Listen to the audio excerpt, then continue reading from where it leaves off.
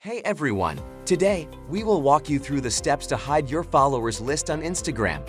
Let's dive in. Firstly, open your Instagram app on your mobile device. The first thing you'll need to do is switch to a personal account.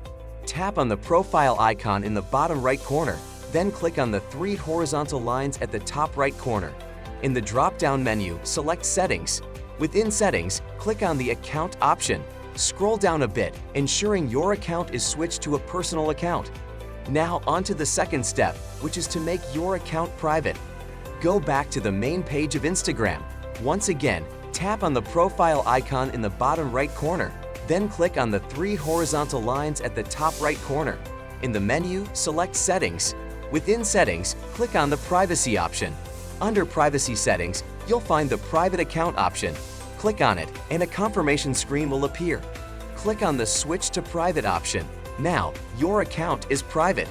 This means that when someone attempts to view your followers, they'll only see the numbers, not the actual list. They'll need to request to follow you to gain access to the list. That's it.